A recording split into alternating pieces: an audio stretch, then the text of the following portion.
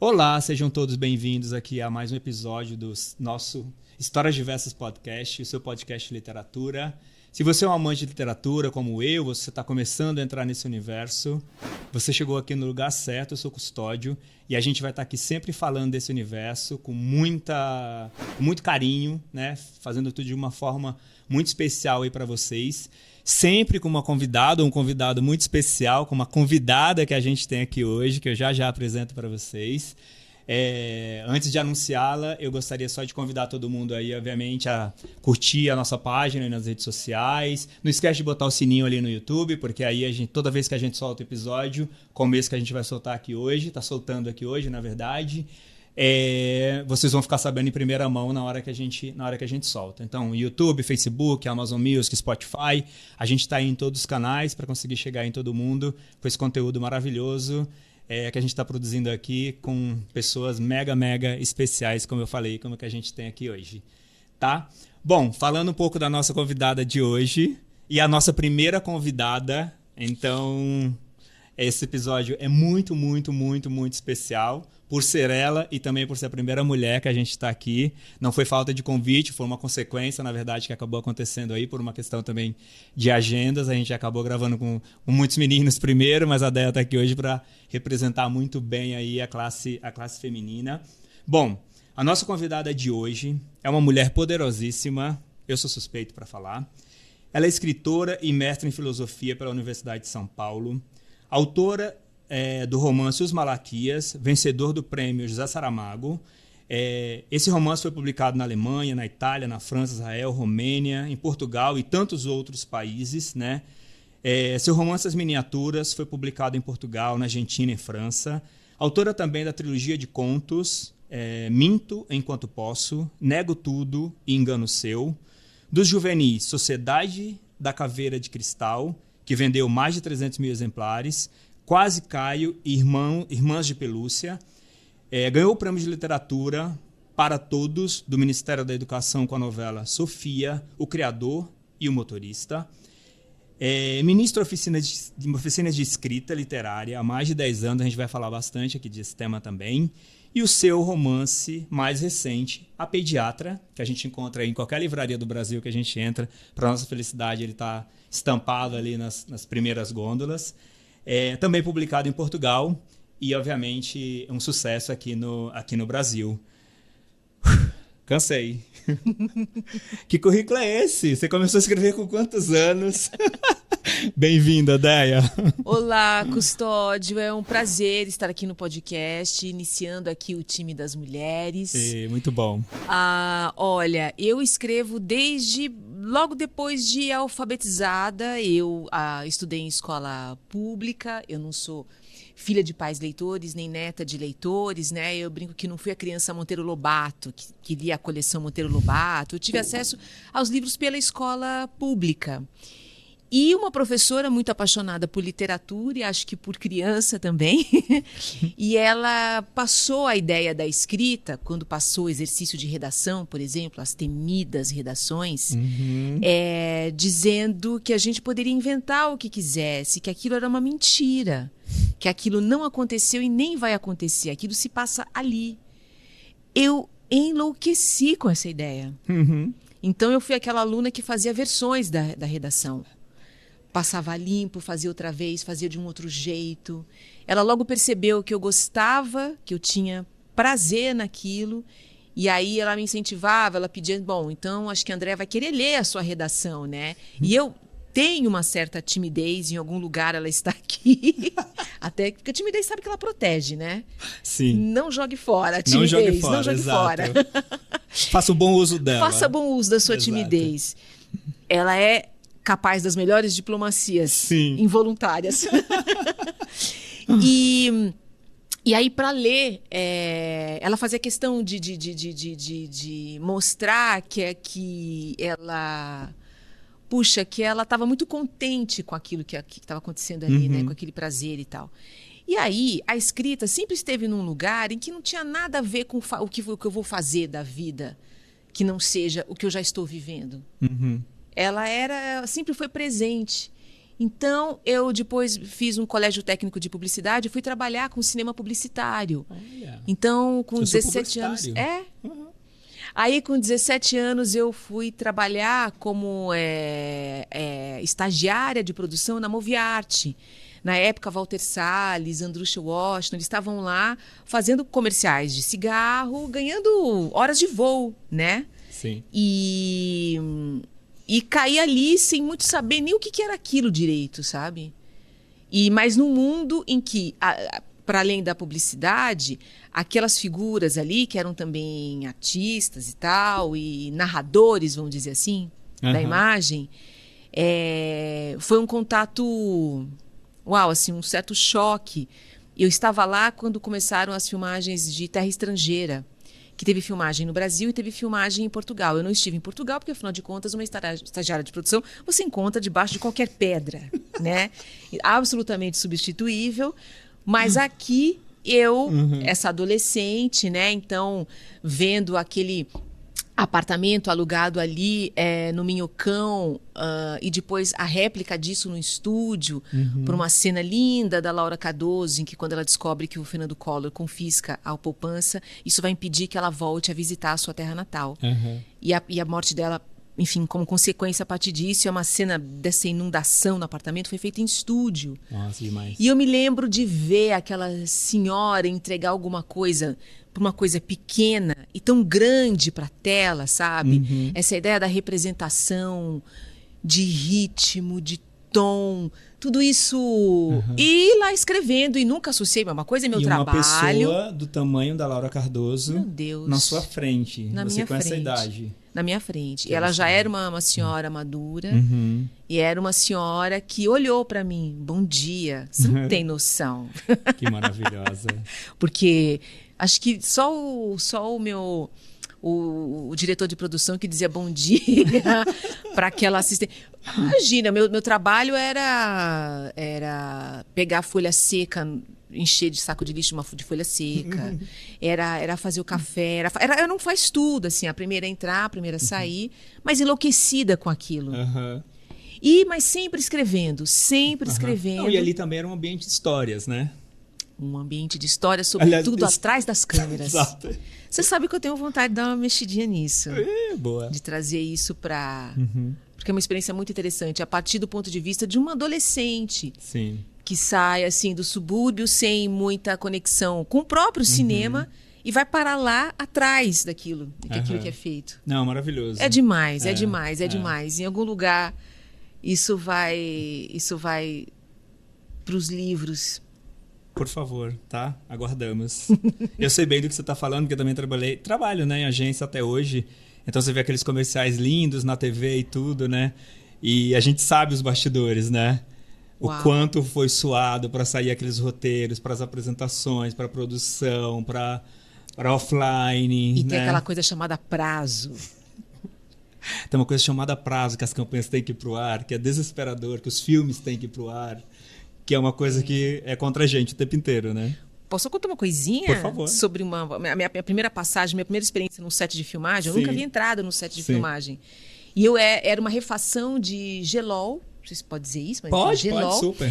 Aquela propaganda, não basta ser pai, precisa ser Gelol, que era aquela coisa o Gelol, a grande proteção e tal. Então, a cena era um menino caindo de bicicleta, e aí, no final, passa Gelol, ele fica machucadinho e tal, essa coisa toda. Só que eles já haviam perdido a data de inserção da peça, todo mundo estava numa refação, todo mundo muito nervoso, já não devia estar recebendo mais para aquilo, mas assim, um estresse imenso. E eu era a pessoa que foi recolher folha seca do Parque de Ibirapuera, folhas lindas, inteiras, para forrar o chão onde ele cairia. E a outra tarefa era estar com uma flanela, quando o menino caísse na lama, eu ia dar uma limpadinha nele. Ok, todo mundo muito nervoso já, o menino era um menino que trabalhava em circo, e o pai disse, essa vai ser a última cena que ele vai fazer. Acabou, daqui a gente vai para casa. Coincidiu de abrir um sol, a luz maravilhosa nas folhas secas que eu recolhi.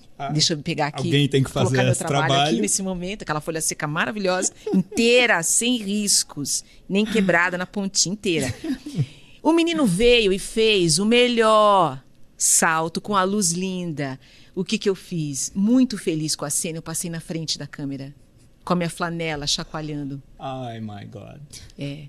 Eu não tenho autoestima absolutamente zero, porque tudo que eu ouvi ali era para nunca mais pisar naquela avenida. E no dia seguinte, cedinho, eu estava lá. E o diretor... Porque a gente não é obrigado a saber tudo. Não, e o diretor falou assim, não, se você tá aqui, fica. Exato. Fica porque você vai ser uma boa produtora. Maravilhoso. E o que você tirou daí, dessa experiência para a escrita? Que pergunta boa. Cara, não importa o que digam. Não importa o que digam. Boa. A gente vai falar um pouquinho sobre isso. Isso tem camadas, né? Uhum. Tem camadas vulneráveis que se agridem com isso, mas tem um pré-sal que isso não chega. Sim. Maravilhoso. Ótimo. Perfeito. A outra coisa que eu queria te perguntar aqui a gente falou no início da sua apresentação que você é mestre em filosofia. E o que a Andréia, mestre em filosofia, aprende e troca com a Andréia, escritora? Nossa, essa parte que estudou filosofia diz para aquela menina que escrevia, isso que você está fazendo é muito mais importante. Interessante. Interessantíssimo. A filosofia é uma senhora austera, sabe? Mas muito sábia, assim, sabe? Sim. Tudo que aconteceu no mundo que foi pensado. Exato. As consequências desses pensamentos, a liberdade desse pensamento. Ele não precisa exatamente estar na vida e na experiência, mas ele se desenvolve em algum lugar e isso nos faz humano, assim como a literatura e a arte, né? E essa essência filosófica, essa coisa da informação e tudo, da preparação, ela também acaba respingando também nas obras, né? Sim, porque eu fiquei mais rigorosa. Essa senhora austera, essa espécie de claustro de freiras. Porque era isso que eu sentia quando eu comecei a fazer filosofia. Eu pensei, para entender um segundo disso aqui, pensando em tempo de vida, eu teria que não ter uma vida abdicada à vida. E viver para isso, assim, eu poderia ficar num claustro, freira, comendo quindim e lendo filosofia antiga. E ser bem feliz. Mas a vida chamou fora do claustro. Chamou, mas isso também ajudou bastante como base, né? Sem dúvida. Sim. E como que é o seu processo de escrita, assim? Você escreve em qualquer lugar? Você precisa de um lugar super calmo, uma casinha, assim, um quartinho mais tranquilo para escrever? Eu preciso ficar sozinha, sem me sentir demandada. Então, isso no ambiente doméstico. Eu tenho uma criança que vai fazer 11 anos, está entrando na fase da pré-adolescência e tal. O Francisco. Sou suspeito de falar desse nome. Meu Chiquinho. E ele... eu fiquei um bom tempo sem publicar, e isso coincidiu com essa maternidade, né? Mas então, por exemplo, na minha casa, meu escritório é uma parte da sala. E a sala é coletiva, né? Então, digamos assim, eu tenho o meu cockpit num canto da sala e o meu isolamento costuma ser sonoro. Mas eu, por exemplo, há algum tempo, o meu momento de escrita é quando meu filho está na escola. Porque ainda que ele não seja um bebê que demande, mas a presença dele demanda. Não é porque ele está pensando na mamãe, inclusive, Sim. socorro, mamãe me deixa. Mas é porque é um instinto, é alguma coisa que... E eu percebi... E é uma presença que está andando ali, eventualmente. É uma presença então você que tá fica, andando. você sente ela, né, no ar. Cara, assim. e tem uma simbiose do relógio biológico que, assim, eu acho que agora ele está com sede. E tá. Nossa, loucura isso. E aí eu vou lá levar um copo d'água. E aí, mas eu percebi o quanto a literatura me ocupa, porque ficou... elas competiam muito, a maternidade e a literatura. E hoje eu acho que eu posso dizer, assim, na minha experiência, que a literatura é quase um instinto também. Sabe? Parecido com o da maternidade, no sentido de me levar para um lugar muito absorvente. 100% absorvente, assim, me absorve totalmente. Perfeito. Ai, eu adorei que você falou disso, da literatura, do instinto maternal da literatura. Os livros são como filhos? A única diferença é que eles nascem já para o mundo? Acho que o instinto, por exemplo, de escrita, essa coisa que absorve para escrever, não é exatamente um instinto materno, porque não existe um cuidado com alguma coisa. é uma vulnerabilidade, como eu posso dizer isso, uma vulnerabilidade artística, uma vulnerabilidade para encontrar um sentido de alguma coisa, assim, é uma abertura, mas para não ser para ser mais assim objetiva, uma coisa concreta, é uma concentração mental muito, muito, muito sólida, sabe, que as coisas não interferem ali. Sabe? Eu sou viciada neste estado, é uma droga pesadíssima. E aí é o instinto materno que você está dizendo em relação à proteção dos livros. Depois de viver a maternidade, sim. Tipo, sim. Vou deixar para o mundo. Sim, sim. Outro dia, um leitor que também é amigo, o Bruno, se ele estiver assistindo aqui, ele fez um post em que ele colocou os 3 livros, Os Malaquias, que é o primeiro, As Miniaturas, que é o segundo, e A Pediatra, que é o último, né? E eu brinco dos 3 filhos, e que o filho do meio, ele, nem a minha própria atenção, assim, teve alguma coisa ali também que eu sinto que eu não fiz tudo que eu pude por ele, assim, e aí, de repente, eu vi, assim, eu me lembro de olhar os 3 e pensei, minhas crianças, as minhas... Mas acho que é um pouco isso mesmo, né? É bem parecido com a relação mesmo, né? De primeiro filho, segundo filho, terceiro filho, né? Na vida real ali. E sei lá, como eu não estou vivendo, eu tenho muito que viver ainda em relação à maternidade para vivenciar, por exemplo, o filho sair de casa, né? O livro é uma coisa que realmente... Por exemplo, eu não me identifico sequer com a pediatra que eu escrevi há pouquíssimo tempo. Muito menos com os Malaquias, embora seja sobre a história da minha família.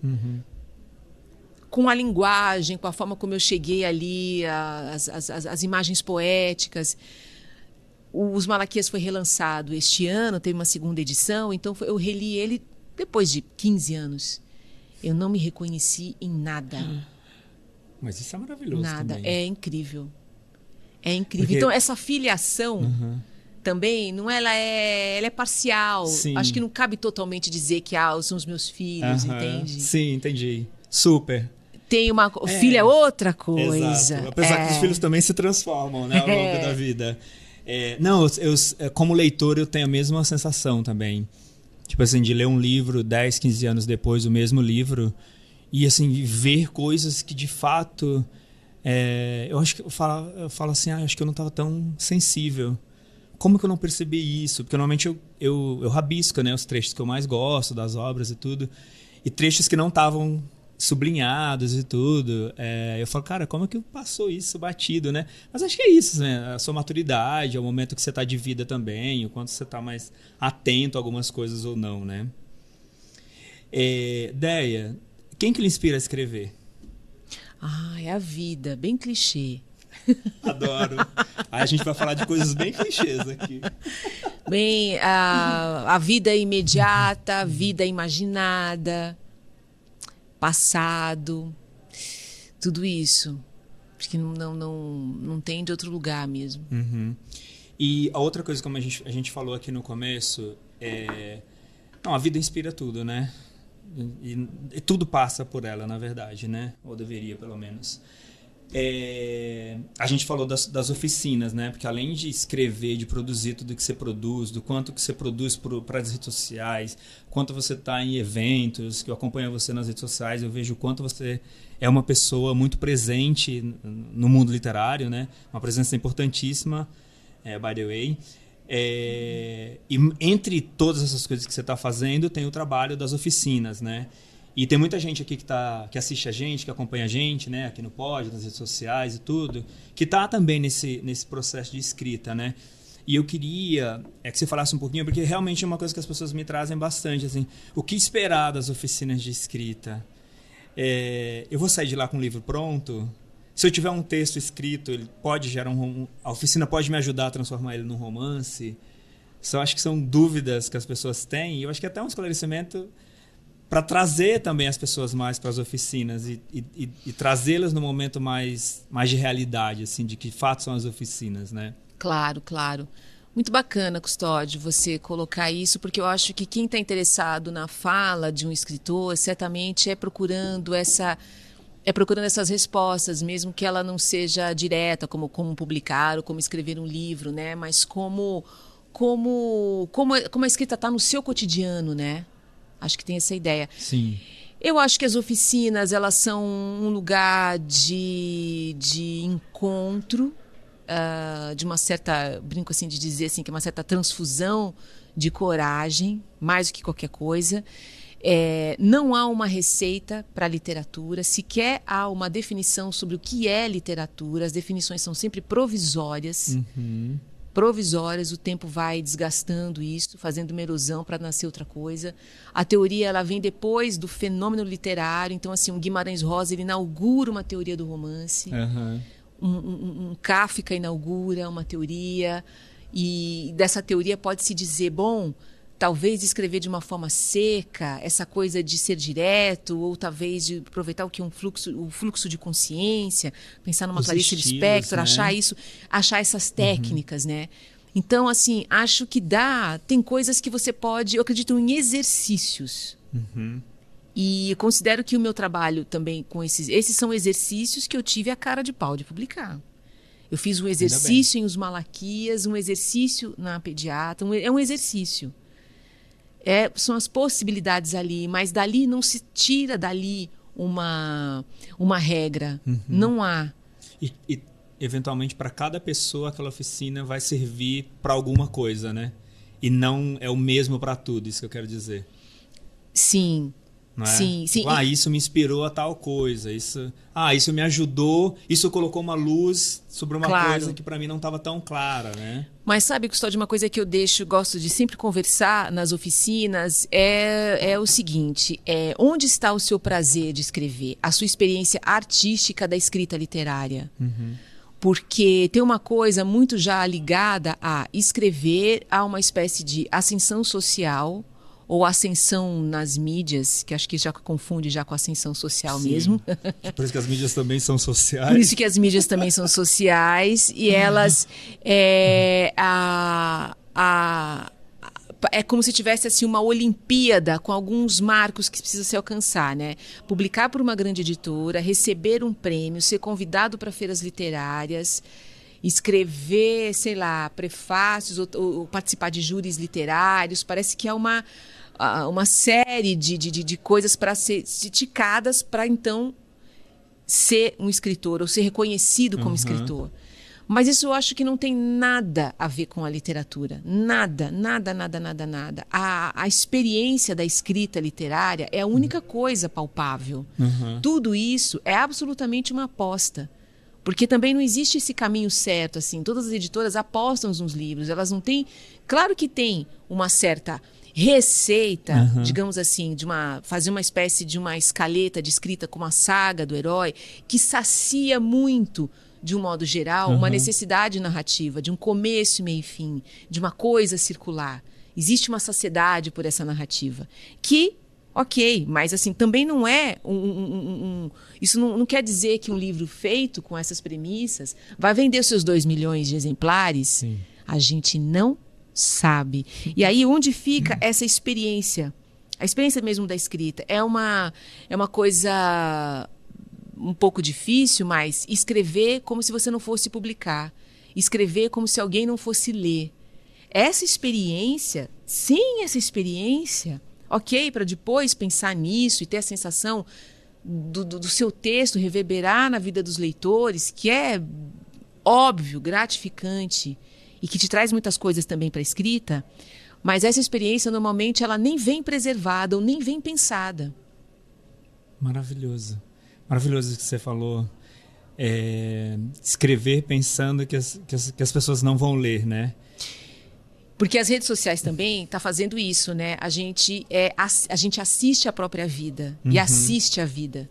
Então, se deixar isso para escrita, pode acontecer, eu falo isso para novas gerações que nasceram já com o seu perfil no Instagram, é que a sua escrita não precisa ser assistida. Sim, mas então eu achei muito interessante isso que você colocou do escrever pensando não necessariamente no que vai ser lido ou em quem vai ler e tudo. Achei muito interessante porque para mim uma grande barreira, principalmente para essas pessoas que estão, acho que para todo mundo que escreve, Mas principalmente para quem está começando, é a questão do julgamento, né? Então, muita gente eventualmente está com bons livros escritos em casa, aí fica relendo, aí fica muitas vezes até piorando os livros, olhando, pessoa X vai achar isso, pessoa Y vai achar aquilo.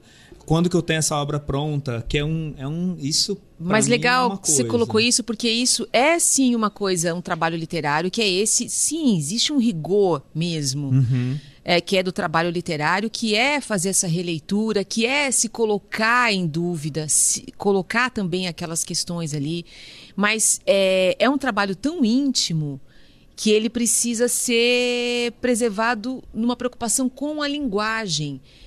E também, eu tenho a impressão, aí também, como trabalhando nas oficinas de escrita e percebendo isso, assim, você tem uma ideia de escrita e de um tema. O livro, ou ele ultrapassa aquilo, ou ele nem alcança aquilo, mas ele nunca coincide com a ideia. Aceitar esse tipo de coisa. E perceber também uma certa naturalidade, o que é a sua espontaneidade na linguagem. O que ela é. Sabe? E por isso os exercícios, exercitar isso. Então, de repente, meu tema é sempre esse. Será que eu não posso fazer um exercício em relação ao tema e ir para uma coisa, uma certa periferia do meu próprio pensamento? Sabe? Eu tenho esses valores. E se eu for me distanciando deles, do ponto de vista do enunciador, que não é nem narrador, assim, o enunciador, é o ponto de vista quase fotográfico de como você entra na página. Sabe? Sim. Então, de repente, o seu valor hoje, em 2023, te leva para um conteúdo e uma forma, e por isso os exercícios, para experimentar essa elasticidade. E exercícios, você mesmo também pode fazer esse tipo de provocação. Eu faço isso no meu próprio trabalho. Maravilhoso. Mas olha como a experiência é maior, entende? Não, é maravilhoso. Porque é aquela coisa de sair um pouco de você, né? Sair e se olhar um pouco, né? E há quem diga que essa não é exatamente uma saída, mas uma vertigem de, na verdade, mergulhar, Sim. na verdade, bem no centro da coisa. Nossa, maravilhoso. Que é onde você pode ver o quê? Uma certa desidentificação. Sim. Nossa, maravilhoso. E, olha, Incrível. eu sou absolutamente apaixonada. Eu fiz um mestrado na filosofia sobre linguagem, a partir da obra A Lavoura Arcaica, do Radon Nassar, com a filosofia que do livro Maurice. maravilhoso, né? Que isso. Para quem tá assistindo aí a gente, que não leu ainda, esse livro é incrível, Lavoura Arcaica, do Radon. É aquela sensação daquele livro que sempre existiu. A minha única, como se ele já estivesse lá. É ele ter escrito tão pouco, ter produzido tão pouco. Olha, tá tudo bem. Mas tudo bem, ele produziu Lavoura Arcaica. Absolutamente tudo bem. Absolutamente tudo bem.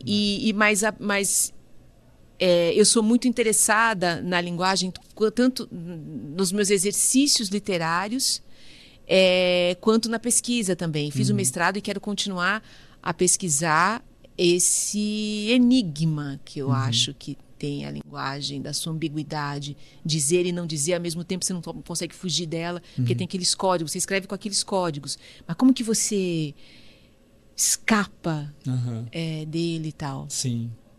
Que pode ser uma armadilha algumas vezes, né? Claro. Se você ficar num vício ali, né? Interessantíssimo. A gente falou bastante aqui de pessoas que estão pensando em escrever e tudo. Com relação aos seus manuscritos, você tem um grupo que você compartilha antes de ser publicado? Como que você trata isso? Eu sempre... eu tenho um primeiro leitor, que é o meu marido, com quem sou casada há 30 anos. Então, é uma figura que leu tudo que eu escrevi. Show. Exceto o último livro, A Pediatra, porque eu resolvi que ninguém leria. Ninguém. Então, ele foi do meu arquivo já para a Gente Literária, que já foi para a editora. Anteriormente, eu participei de um grupo de amigas, um grupo chamado Começando do Zero, em que a gente fez essa coisa de cada uma escrever um trecho do seu livro e em reuniões dividir. Então, você entregava 3 leituras críticas e recebia 3 leituras críticas. Uma espécie de troca. Sim. Uma certa oficina de escritoras, assim, entre escritoras. E o livro foi bastante discutido, com muitas sugestões, com muitas com uma riqueza, sabe? Com olhares distintos e tal. E aí, mas eu estava já... Esse livro ele já tinha uma primeira versão. Essas sugestões, elas trouxeram muitas novidades ali para mim, possibilidades, mas eu meio que saturei desse processo. E foi no descanso desse processo que eu escrevi A Pediatra. E como foi lançar Pediatra sem ter passado por ninguém, direto pro leitor? Cara de pau. E deu certo, porque o livro é um sucesso. Cara de pau, tem outras palavras para isso, assim, mais elegantes, né? Certamente. Coragem. Mas é uma espécie de teste também, sabe? Porque foi um livro, foi um livro que eu menos tive contato por muito tempo. Eu escrevi ele de forma muito rápida. Assim que veio a ideia, que foi... Posso falar da ideia? Pode, por favor. Inicialmente ele se chamaria Em Atendimento e seria sempre dentro do consultório. Então, cada capítulo seria uma consulta. Uma hora, uma mãe solteira, um casal, homoafetivo que adotou a criança, outra hora era a babá que chegaria com a criança. Eram casos, assim, sabe? Que não era só a criança, mas também uma coisa relacionada à sua família, né? Mas aí eu resolvi antes ficar alguns meses escrevendo as 5 primeiras páginas para descobrir um pouco como ela falaria, essa médica. Como que seria a primeira voz dela, como que ela veria as coisas, né? E aí quando eu vi que ela tinha um cinismo extremo, né? Muita ironia, um sarcasmo e tal. E aí logo nesses exercícios ela já começava fora do consultório e sairia do consultório. Eu falei, não é dentro do consultório. Eu ainda gosto muito dessa ideia, mas ela não... O livro escapou disso, assim. E escrevi em um mês. Assim, essa coisa de você fazer os exercícios dos seus livros, assim, você acaba descobrindo também o seu fôlego. Eu tenho um fôlego curto para escrita. Meus romances, A Pediatra é uma novela. Meus livros, eles são curtos. Eu tenho porque é uma coisa de controle, né? Muito controladora. Sim. Então, é uma coisa assim, esse tamanho, ele dá para mim um espelhamento do que eu estou escrevendo com a ideia quase de um conto, de uma apreensão geral, quase de um conto, uma coisa unitária. É uma coisa assim que você tem mais controle, você sente que você controla mais. Eu pego a esfera na mão. Isso. A esfera. Quando você tem um negócio de 700 páginas, 800 páginas... Entre a 430 e a 570... As esferas aqui no Malabares, você não sabe muito o que está acontecendo ali, né? É um pouco isso. E não que eu seja eu gosto dos livros extensos, não é essa, os calhamaços, não é por isso, assim, não é porque é uma preguiça. É um respeito a um ritmo também, e de uma enfim, escolha também, né? Sim. E, então... Eu já sei quanto tempo, quantas horas por dia eu preciso e quantos dias eu preciso para levantar, por exemplo, um original de 120 páginas. Então eu me programei e a ideia ela veio. E ela tem uma voz assim muito carregada. E eu pensei, eu não vou segurar essa ideia carregada num processo em que eu escrevo 20 páginas para os 6 meses e volto. Isso aqui não vai se sustentar assim. Mas porque eu já conheço o meu processo. Não tira daí que é assim que se faz, né? Sim. Então, em um mês ele estava... Eu estava pronto, mas até aí, se tá bom é outra coisa. Outros livros também foram assim, escritos de uma forma muito rápida, mas com uma reescrita por anos, que foi o caso de Os Malaquias. E aí eu li e pensei, tem um jorro aqui, uma coisa meio amarrada que eu não vou me meter. Eu já vou... Propositadamente, né? Propositadamente. E daí eu falei, não vai passar por ninguém. Para não dizer que não passou, as 5 primeiras páginas, quando eu estava testando, eu cheguei a ler para o meu marido, porque eu pensei, isso aqui está muito pesado. E ele gargalhava. Eu pensei, bom... Ok. Que loucura, não é o que eu estou pensando. Isso é interessante também. Ele estava tendo uma outra leitura do que você estava querendo dizer. Outra leitura. Está tratando de uma outra forma.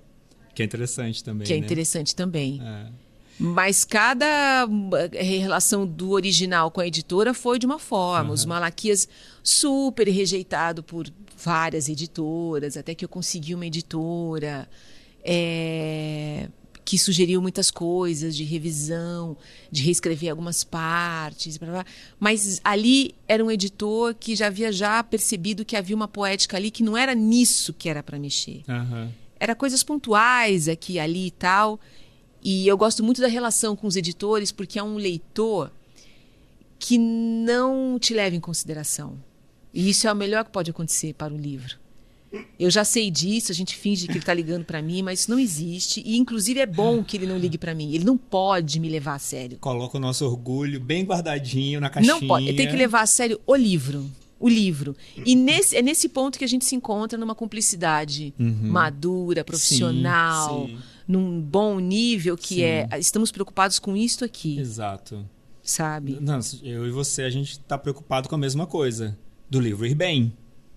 Né? Então, desse lado também, eu vou colocar minha visão sobre como que a gente poderia fazer qualquer tipo de alteração, entre aspas, aí, que para chegar no caminho e ele único, vai né? tirando também o livro como uma coisa que é o seu espelho, a sua identidade. Não é o que vão pensar do livro, é o que vão pensar de mim. Aham. Tem uma coisa muito próxima, acho que no início, assim, que isso vai... Conforme você vai publicando livros e percebendo que você nunca escreve a história total que você queria um dia na vida numa coisa só, e nem em 20 livros isso vai acontecer, Não. que são frestas, fragmentos de tudo que poderia, Sim, e que isso é uma coisinha assim de você. sim, sem dúvida. E aí, falando dos manuscritos, você tá com alguma coisa pronta para soltar aí? Pode contar? Eu tenho um livro que é esse, que já passou por leitura de um grupo, que já passou por leitura do marido, minha própria, e que tô ainda... Você pode falar o nome? Ele tem um nome provisório, que é o nome do protagonista, que já mudou. Então, seria Javier, mas provavelmente vai ser Ismael. Isso faz parte de algumas mudanças do livro e tal. É um praticante de artes... são bons, né?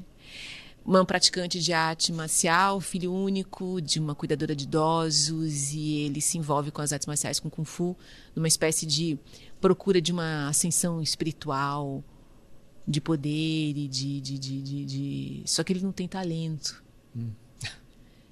E isso vai se envolver também um pouco com kardecismo, a partir de uma frequentadora também dessa... Veja a hora. desse... Lá vem a filosofia. Lá vem a filosofia. Mas não pode. Adoro. Bom, vamos falar aqui de um outro tema que também a gente citou no início, que é o Prêmio Saramago. Eita. Que é um puto orgulho pra gente. E é muito interessante você ter falado que os Malaquias foi recusado por alguma editora, e foi os Malaquias, que tá aqui, gente, que ganhou o Saramago, porque o Rafa Galo, que também ganhou o Saramago 2022, que teve aqui com a gente também logo na sequência, falou que o livro dele também, O Dor Fantasma, que sai agora em março, foi rejeitado também por 2 editoras, né? Então, a questão da rejeição não quer dizer que o livro está fardado a morrer também. Eu não levo né? ninguém a sério. Uma pessoa que não foi rejeitada, eu não levo em consideração. Exato. E aí, tem alguma coisa errada. Não, até trazendo para o mundo da publicidade e da imprensa, a revista Veja, o primeiro exemplar da revista Veja foi um fracasso. E foi fardada ao fracasso. E a editora Abril, acho que na figura do Vitor Oliva, falou, não, eu quero acreditar nesse projeto, e eu acho que esse projeto tem potencial para dar certo, e depois virou a revista Veja. Então... E literatura tem uma coisa, eu vou dizer, uma das justificativas de uma rejeição ao livro foi que naquele momento o Brasil estava escrevendo literatura urbana e não rural, e que o realismo mágico também já era uma coisa superada no continente. E eu pensei, nossa, e era uma coisa meio sólida, do tipo, mas não se faz isso, né? Nesse momento, né? Mas também isso é uma aposta de um editor, imaginando também uma previsão da recepção, certo? Como se a recepção também, nós, leitores também, fôssemos uma coisa objetiva e matemática e previsível. Né? Interessante, interessantíssimo. E como foi ganhar o Saramago? Eu sei que você já deve ter falado bastante disso, mas se você puder contar um pouquinho pra gente. Porque aonde a gente procura, ou sobre a obra, ou sobre você, é um prêmio que aconteceu 10 anos atrás, né? Mas é um prêmio importante, assim, tudo que a gente procura sobre você, que as pessoas falam, as pessoas acabam resgatando isso, trazendo esse tema também, né? Sim, sim. Foi uma surpresa, eu sempre estava, assim, andando sempre abaixo do radar, né? Eu sempre, assim, meus leitores sempre eram meus amigos. E publiquei pela Língua Geral, uma editora pequena, de médio porte e tal. E quando houve o anúncio não, né, uma comunicação para a editora do prêmio, eu achei que... Eu acho que até o editor falou assim, será, né? De repente é finalista, né? Eu pensei comigo, deve ser finalista, não deve ser, mas vale a pena, porque tinha um convite para ir a Portugal para cerimônia, né? E eu grávida do Francisco, do Chiquinho, e eu havia já resolvido que não viajaria mais de avião, eu já tinha passado várias vergonhas, inclusive, eu não podia ver placa, aeroporto que minha mão suava, eu falei, bom, tá bom, vou aceitar que eu tenho isso, não vou viajar mais de avião, pronto, é muito mais fácil do que ter que enfrentar isso, eu vou até onde um ônibus me leve, um trem, meus pés. Se não tiver oceano no meio, eu chego. Me conte comigo, mas fui para a feira de Porto Alegre de ônibus, todo mundo chegando lá, ótimo, e eu um dia depois destruída, esse o nível. Então eu falei, bom, claro que não vou, porque inclusive estou grávida, não vou ter uma crise de pânico com a criança para ir para Portugal, né? Falei que não iria. E aí tive uma consulta logo em seguida com a obstetra e falei para ela que não faria o voo. Ela falou, você está certíssima, causar desconforto para a criança. No final da consulta ela perguntou a razão e eu contei. Ela falou, você vai, vou te dar um Dramin e você vai desaparecer dentro de você mesma, você vai dormir e você vai. E vai dar tudo certo. E vai dar tudo certo. E aí, mas eu comecei a já ter uma crise de nervos, assim, com o avião taxiando. Meu marido eu agarrei no braço do meu marido porque eu pensei, eu não conseguia falar isso para ele, mas era assim, pede para parar porque dá tempo, não saiu do chão ainda. E aí ele já sabia o que fazer e colocou na minha boca o Dramin. Eu só sei que aquilo fez um efeito, não sei se esse remédio faz efeito tão rápido, ou se ele fez ali por um milagre. Ou se era um placebo. Um placebo. Mas eu lembro da sensação do meu corpo relaxar sem que eu precisasse mandar que ele fizesse isso, porque no meu comando era outro. Sim. E sentir aquela sensação do corpo descer, assim, de ceder o corpo, que é quando arranca o avião, né? Que tu sente o peso do teu corpo, né? Sim. Aquele peso tombou para dentro, assim. Eu lembro de ter um pequeno prazer com a queda. E eu dormi e acordei no meio de uma turbulência curada. Do meio de avião, andando pelo avião. A aeromoça, a senhora podia se sentar? Não. Eu queria andar pela...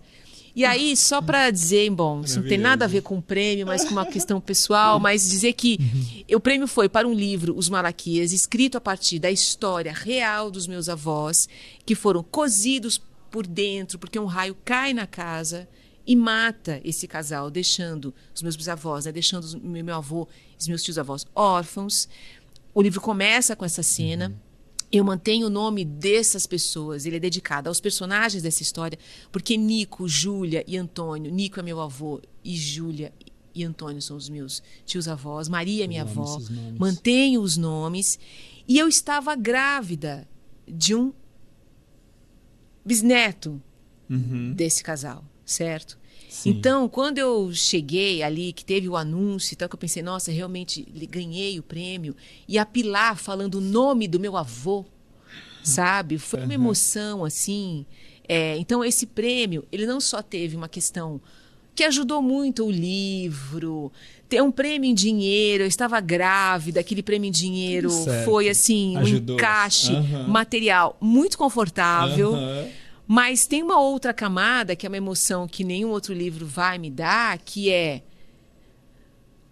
fazer os meus avós, o meu avô que morreu analfabeto, a ser lido. E eu tenho uma sensação, às vezes, de sentir que alguém está lendo os Malaquias. psiquiatras, deem o seu... Coloque a sua pitada Coloque aí. o seu CID aí, onde você quiser. Mas, às vezes, eu tenho uma sensação dele estar sendo lido. Ele tem um lugar muito... Imaginar esse livro traduzido e a história dele circulando... Para tantas línguas, tantos países. Para tantas línguas e tantos países. Maravilhoso. É uma coisa muito, muito, muito, muito especial. E receber esse livro, esse prêmio também, grávida. E eu estava grávida, a Pilar disse, qual vai ser o nome? Eu disse Francisco. Ela falou, ainda cabe um José.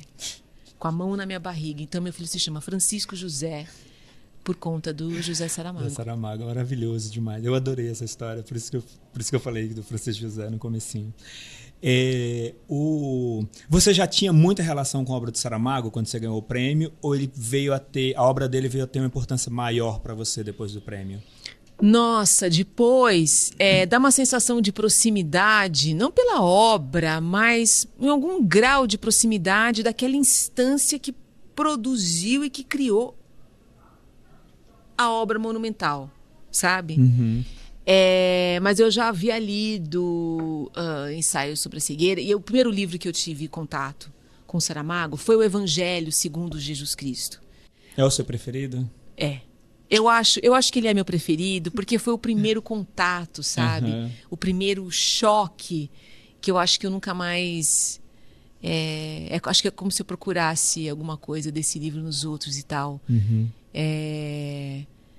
A primeira sensação, a sensação da audácia pelo tema. Escrever este livro num país católico, sem ter tirado o pé dessa tradição. Foi muito corajoso. Um minuto. Foi muito corajoso. Muito corajoso, muito corajoso. O livro, ele teve uma censura do governo porque não indicou o livro para um prêmio importante europeu. A partir daí, ele sai então de Lisboa, né? Ele vai para... acabei de me esquecer da ilha. Cidade. Para onde ele foi.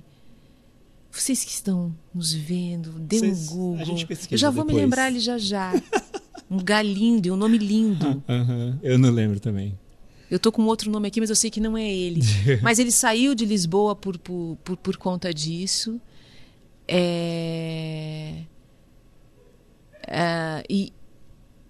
Enfim, esse impacto na vida pessoal, né, da escrita de um livro, mas o que me chama a atenção, isso era o de menos, assim, porque o meu contato foi com a literatura, não foi saber se ele estava em Lisboa, se ele saiu, não era essa a questão, né?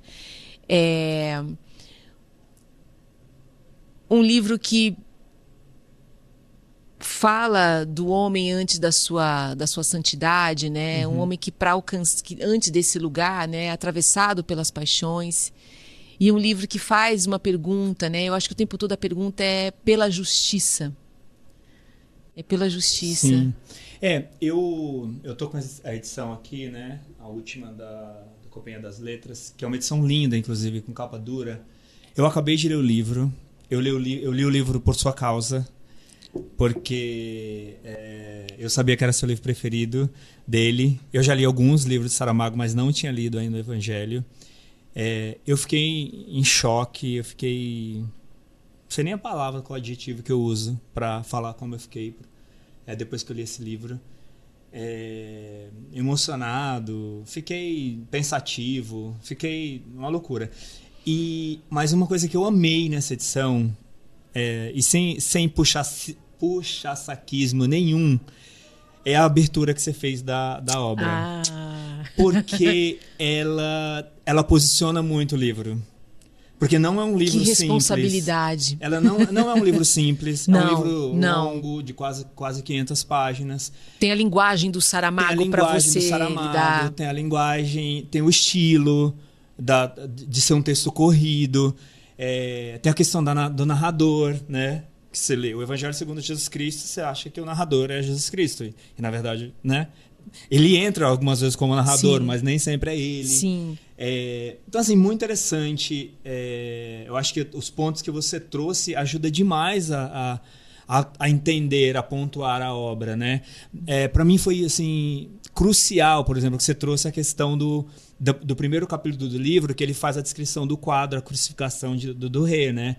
E, cara, eu fiz um print do quadro e fui lendo o texto e olhando pro print aqui no celular do lado. E, assim, foi uma das sensações mais maravilhosas que eu vivi nos últimos tempos do ponto de vista de leitura. Porque você imagina, você vê um quadro e olhando a descrição dele sob a ótica de uma escrita do Saramago, né? Então, eu amei demais, assim, achei... A edição tá linda e de novo, assim, acho que as coisas que você trouxe aqui da narração, do início, a coisa que você coloca ali já no início também da questão do feminismo, né, dos adjetivos, alguns adjetivos não serem citados no feminino, a questão do bem e o mal, o Deus e o diabo. Sério, assim, eu super recomendo, delícia. porque ajuda demais. O livro é maravilhoso, mas a sua abertura, assim, foi assim, incrível. Que alegria. Só comentar, então, sobre essa abertura do livro, que ele pega, então, essa estilogravura alemã e tal, sobre a Paixão de Cristo, e ele descreve cada quadrante dessa ilustração, para falar desse homem, dessas pessoas, desse elenco, dessas mulheres que não olham para o céu, mas olham para o homem. Exato. E aí, já colocando ali esse papel um pouco da mulher, da humanidade, porque elas estão olhando para o homem. Este homem crucificado, este homem que também é um tema do livro, que é a herança. Porque Jesus, nesse texto, essa personagem, Jesus, no texto, herda alguma coisa que ele não sabe bem o que é. Ele é da história do pai, o pai, ele é crucificado, morre crucificado também, deixa esse Jesus aos 13 anos órfão, e quando ele vai ver o corpo do pai, quando ele calça as sandálias do pai, cheias de lama, é ali que ele sente que o peso de uma herança, porque ele vai herdar um pesadelo do pai. Sim. E de seu primogênito, né? E do primogênito. Nossa, gente. Essa herança faz, enfim, vai carregando e dá a sensação de que ele vai seguindo o seu caminho sem muito saber, né? Ele segue assim, é uma coisa que daí não é só histórica, porque herdar um sonho não é exatamente herdar a casa do pai real, né? Mas herdar alguma coisa que não é palpável e que também não é possível muito entender e nem cronometrar e nem dizer qual é a substância H2O daquilo, mas, no entanto, de uma força absurda. E aí, essa ideia, só falando do respeito da narrativa, que acho que essa descrição que ele faz dessa grande narrativa, porque essa é a grande pergunta, né, e que o próprio narrador se faz: por que narrar uma história arquiconhecida? Para quê? Por quê? E quando ele coloca primeiro a descrição de uma gravura, ele está um pouco dizendo: estou recontando aquilo que já foi representado. Também alguma coisa que nos chega aqui de uma certa herança. Isso aqui é uma representação. Mas de um modo elegante para dizer isso. Sabe? E para terminar o livro, que isso não é um spoiler, é que ele aí é a representação dele, fora dessa gravura, mas da mesma cena. Que, aliás, as cenas finais ali do livro, não quero dar spoiler também, mas assim, ele mexe uma das com coisas mais lindas que eu já li. Passagens bíblicas, por exemplo, né? Então, por exemplo, Lázaro não ressuscita. Exato. E ele não ressuscita, e no caso ali a Maria Madalena é prima dele, né? E vai dizer uma coisa maravilhosa, que é assim: ressuscitar para quê? Para morrer 2 vezes? Nossa. Deixa morto já. Olha, isso dá um romance. E quero dizer uma coisa: eu não sou ateia, embora já tenha tentado. Falhei. Não consigo. Também não. Não tenho condições de ser ateia. Eu não tenho não tá dando para ser ateia. Não tá dando nesse momento. Não tá conseguindo. E E é um livro que vai para a humanidade de Jesus e coloca ali as questões, por exemplo, tem uma conversa que, em vez de Jesus ter essa conversa no deserto, ele vai ter em alto mar, o que já é uma beleza, com muitos significados. Ele tem com o demônio, né? Então ele fica ali entre demônio e Deus, e o peso da tentação não vem exatamente de um demônio, que muitas vezes é exatamente aquele que... não é que tem uma pena, mas é que quase está ali umbreado de alguma coisa. Isso aqui realmente é essa bagunça. Isso aqui, a tentação dele vem, na verdade, desse personagem, Deus. Sim. Não, é incrível. A tentação vem de um outro lugar.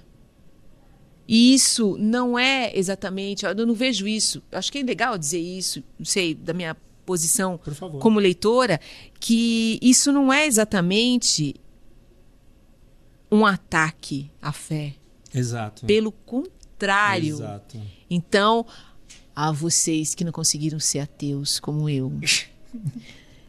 Evangelho segundo Jesus Cristo. 2 vezes por dia. De manhã e de noite. Para dormir e para acordar. Maravilhoso. Um outro ponto que você trouxe aí, né? Que na verdade a obra traz, né? A questão do feminismo, né? A figura de Maria ali, o quanto ela é submissa, né? Ao marido, né? Tem uma fala que eu adoro, né? Assim, acho emblemática, não que eu aprecio a frase, mas é que ele fala para ela, as palavras as palavras para uma mulher se fazem desnecessárias quando você tem o gesto da cabeça, que é o gesto do sim, do não, uma coisa absolutamente autoritária, né? E assim, li essa frase, parei e falei... E a mulher, ela consegue ter acesso ao conhecimento, que naquele momento seria o conhecimento religioso, que estava tudo ali meio junto e tal, era ouvindo atrás de uma porta, num templo, não tinha acesso ao templo, não tinha acesso à palavra. Exato. Bom, falando um pouquinho desse tema... e é maravilhoso você estar aqui com a gente hoje, porque eu já fiz essa pergunta para alguns meninos que estiveram aqui com a gente. Qual a importância das mulheres na literatura, né? A gente viu o Jabuti desse ano, as 5 finalistas foram mulheres, todas mulheres. Que maravilhoso. Uma das obras é A Pediatra, que a gente já falou bastante aqui. Nos meus posts, quando eu posto obras de mulheres, eu recebo muitos comentários também de pessoas falando, eu preciso ler mais mulheres, eu coloquei como meta ler mais mulheres esse ano e tudo. Então tem um movimento aí, eu acho que do ponto de vista das editoras, da indústria e também dos leitores, de querer ler mais mulheres, da mulher ganhar mais protagonismo aí nesse cenário literário que foi muito protagonizado por homens, né? Homens brancos principalmente, né? Como é que você enxerga essa questão hoje, assim, das mulheres na literatura, e que papel que tem as mulheres hoje na literatura? Eu não sei nem se dizer que é um papel, assim. Porque mais ou menos há uns 20 anos, né, o Luiz Rufato, ele fez uma antologia chamada 30 Mulheres que estão fazendo a nova literatura brasileira. Ele fez um mapeamento de mulheres que haviam publicado 1 ou 2 livros pelo Brasil. E eram tantas, e ele não deu conta, que depois ele fez uma segunda edição chamada Mais 30 Mulheres, chama assim, Mais 30... tem mais uma fornada, uma bacia aqui de mulheres. 30 mulheres que estão fazendo a nova literatura brasileira. Uhum. E chamou atenção, essa antologia chamou atenção, eu lembro de matérias e chamavam assim uma autora ou outra para dar entrevista, aquela coisa toda. E tinha essa questão, assim, como então está a literatura feminina, né? Como um gênero, a literatura feminina como um gênero e tal. Uhum. E desde esse tempo, né, eu já falava sobre isso, né, que o repertório existencial de uma mulher, já dizendo, né, é um repertório. E repertório não é estilo para colocar dentro de um gênero, não é exatamente um estilo. Sei lá, a ficção científica, ela sempre tem uma tese de no mundo, né, e isso coloca ela num certo lugar. E claro que esses gêneros têm as membranas muito porosas também. E a literatura sempre faz essa coisa de ir lá e cá, lá e cá, lá e cá, porque ela é livre, dentro das suas possibilidades, livre. Óbvio. Mas se um veterinário escreve sobre cachorro, ele está fazendo literatura veterinária. Ele está usando um repertório para escrita. Então, num livro em que há enfim, possibilidades assim, enfim, da vida das mulheres, da maternidade, separação, enfim, ou coisas muito tipicamente da vida da mulher, assim, sei lá, uma transição da adolescência quando começa a menstruar, uma outra, enfim, a própria questão da maternidade ou a não maternidade. Isso é um repertório, sabe? São dados aferidos da sua realidade. Sim. E que poderiam ser usados ou não. Mas não é isso que faz ser da literatura escrita por mulheres uma literatura feminina como gênero. E do ponto de vista da forma, ou do ponto de vista, sei lá, social, menos ainda, né? Posto que a maioria dos leitores são mulheres, por exemplo. Sim. Né? E não cabe em nenhum argumento uma literatura feminina. Isso é uma questão que surgiu lá a partir dessas antologias, como quando começaram a aparecer mais mulheres publicando. E acho que teve uma coisa daí silenciosa acontecendo até que o ambiente foi ficando propício. Ambiente também esse que é criado e feito silenciosamente, no sentido de mulheres também abrirem editoras, mulheres estarem nos júris literários, nas curadorias dos prêmios, na tradução, fazem as capas, escrevem, são leitoras, tem clubes de leitura, tem livrarias. Tem oficinas. Tem oficinas. É uma cadeia inteira. Eu acho que não é um vento passageiro, assim, é um território sólido, sabe? Sim. E porque as mulheres nunca deixaram de escrever. Eu acho também, e também nunca deixaram de ler também. Sim. E quem você leu por último? Quem é a mulher assim, que você mais admira como escritora? E quem que você leu por último? Olha, eu acabei de ler um livro, Débora Levy, uma sul-africana, que ela, traduzida pela Adriana Lisboa, são 3 diários. Acabei de ler, não, eu estou começando o primeiro diário, mas eu estou achando muito interessante porque eu li a obra da Annie Ernaux, que ganhou o Prêmio Nobel recentemente, que esteve com mais de 80 anos presente na Flip. Lá na Flip, tá maravilhosa. Né? Depois ficou 3 horas autografando livros naquela chuva. É impressionante. Impressionante, né? É impressionante.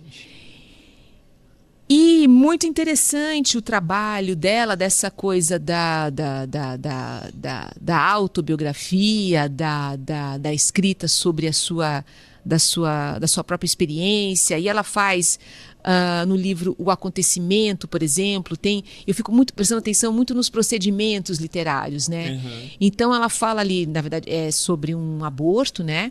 Vivido por ela na sua juventude, uma coisa muito dolorosa, uma experiência brutal. E ela faz essa descrição no tempo ali desta jovem. Ela dá um espaço e escreve, entre parênteses, o que ela pensou sobre aquilo, espaço sobre o que ela está pensando agora, no momento daquela escrita. Então, é uma coisa de trazer todo o tempo presente, sabe, em camadas ali, na literatura, sabe? Uma coisa também ali que brinca também com o ensaio. E depois a experiência que ela faz em Os Anos, que você reconhece ali o pai, os personagens, você reconhece tudo. Os livros dela, que você as histórias vão se encontrando. As histórias vão se encontrando. Não é um combinado, não tem o volume 1, volume 2, volume 3 para você seguir. Claro. Mas é muito legal como as coisas vão se encontrando. O próprio A Vergonha Vergonha também fala muito da relação dela com o pai, né? Sim. Então, é muito interessante. Eu gosto muito do estilo dela, assim. E em Os Anos ela faz estilo reto, eu também gosto do estilo reto. Eu fui barroquíssima, cheia de curvas, as malaquias, aquela que traz para si. E na Pediatra eu brinquei como exercício essa coisa reta também, que é uma delícia escrever reto também. Mas voltando para Annie Ernaux, em Os Anos, ela coloca essa experiência da primeira pessoa em terceira, mas é em primeira. É uma certa proximidade Exato. da terceira para a primeira. E tem uma coisa interessante que é na escolha da primeira ou terceira pessoa, que você pode achar que a primeira pessoa é a que mais será fiel a uma experiência próxima do leitor, por exemplo, né? E quando você pensa na terceira, que ela é onisciente, ela pode estar em todos os lugares, mas você faz uma onisciência seletiva, colada no ombro da sua protagonista, por exemplo, ela dá esse efeito de uma proximidade, mas com a possibilidade de perspectiva maiores ali sobre os cenários, objetos que circundam a personagem também, né? Mas só para dizer, eu faço leituras olhando coisas assim, eu tenho o prazer de olhar coisas dos procedimentos, né? Eu tenho observado muito, por exemplo, os figurinos nos textos, como a descrição de uma roupa é capaz de dar um passado inteiro de alguém. Sim. Por exemplo. Eu adoro. Eu amo descrição, assim. Se quiser escrever sobre um quarto em 300 páginas, eu leio. Eu sou, Sim. não, podemos falar muito. Eu tenho grifado e pensado, não, vou. Eu tenho grifado também as comidas. A descrição da comida. Nossa, descrição de sexo também. Descrição, por exemplo, como cada autor resolve anoitecer e entardecer. E anoitecer. A luz que bate na janela. Né? Eu acabei de ler, porque eu estou escrevendo a orelha de um livro da Marguerite Duras, que é Cabelo Preto, Olhos Azuis, e que ela escreveu o amanhecer, por exemplo, assim, olha, havia uma poça de sol no chão. Que tal? Que maravilhoso. Uma poça de sol. É muito maravilhoso, né? Aí eu leio, e também para dizer da Marguerite Duras também, que acabou de ser a minha última leitura para escrever a orelha, com muita honra. E quando sai, você sabe? Não sei, sairá pela Relicário em algum momento. Esperamos. Aguardem. Eu sou muito fã da obra dela também.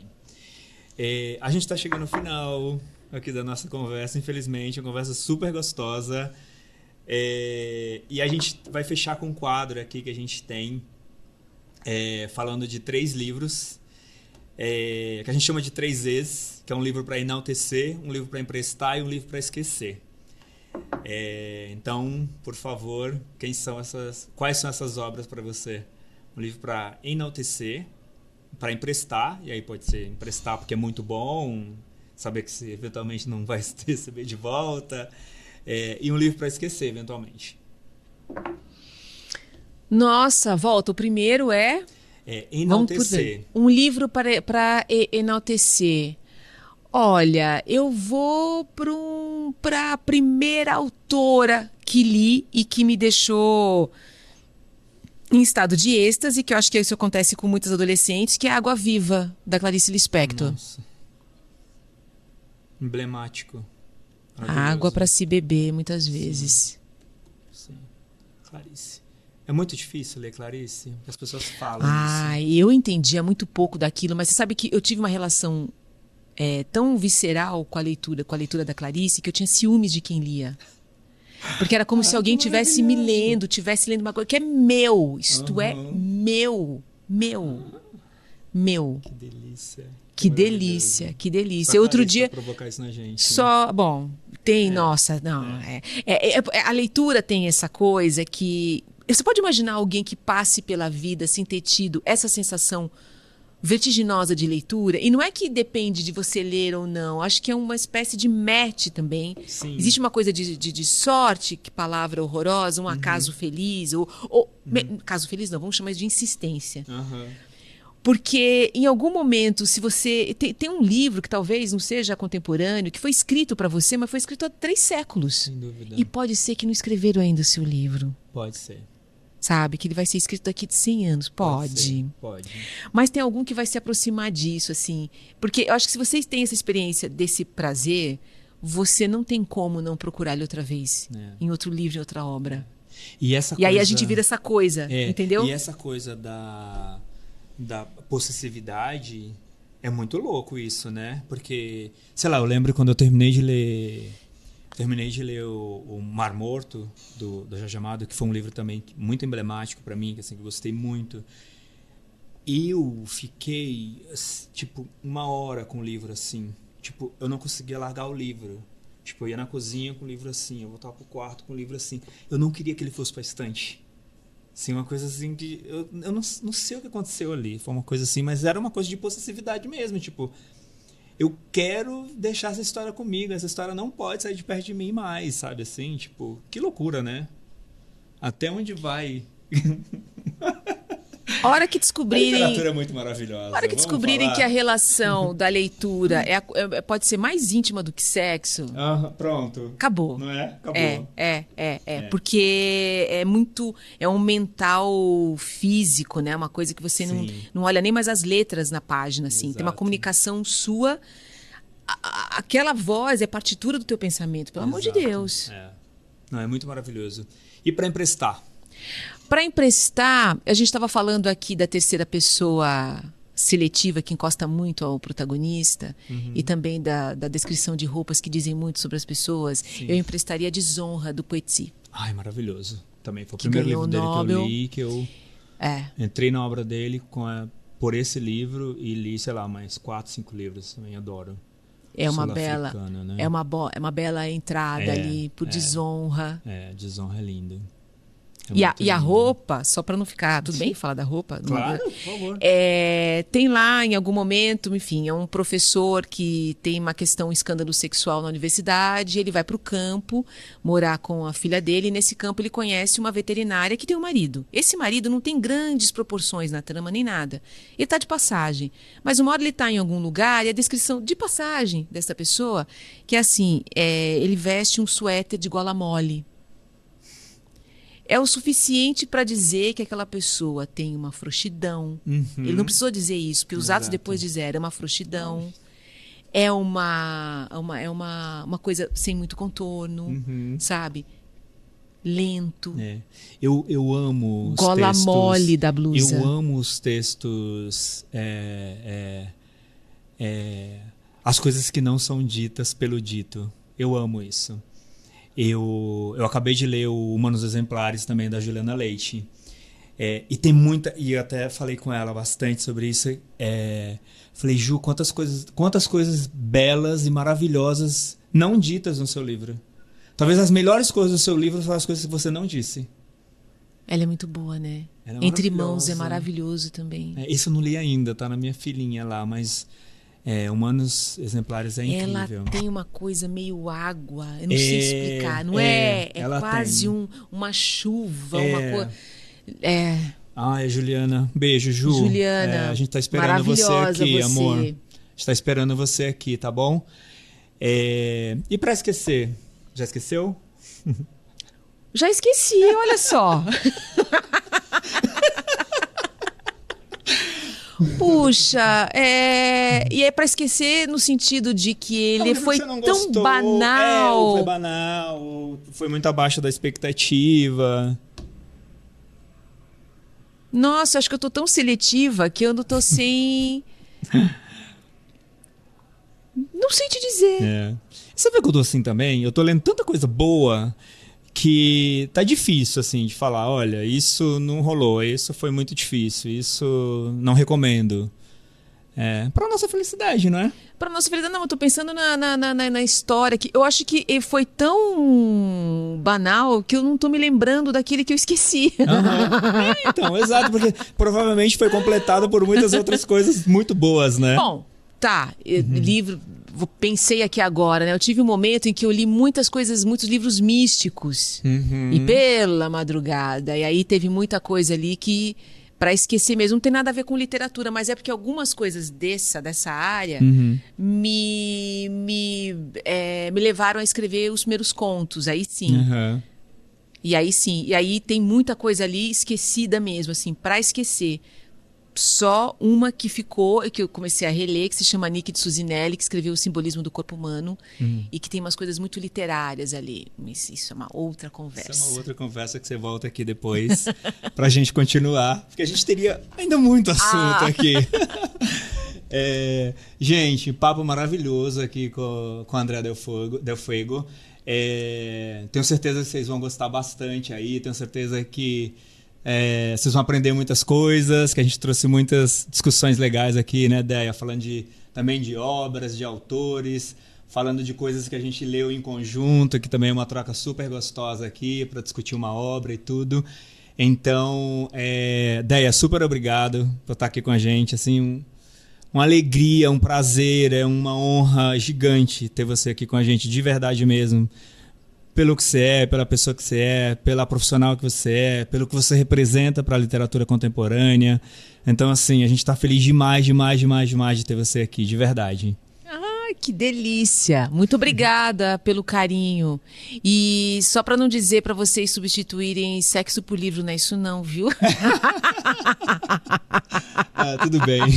É que a literatura também é vida também. Ela porque não é assim, vou fugir do mundo para ler. É quase o contrário, é cair no mundo. Exato. Na leitura. Exato. Muito bom. E, então, super obrigado aí, gente, vocês que acompanharam a gente aí. Então, não esqueçam de seguir a gente aí nas redes sociais, no YouTube, no Facebook, no Instagram, no Spotify, Amazon Music. A gente está aí sempre produzindo e trazendo coisas novas aí para vocês aí o tempo inteiro, tá? Super obrigado aí pela audiência. Um beijo grande, fiquem com Deus aí, tá? Beijo.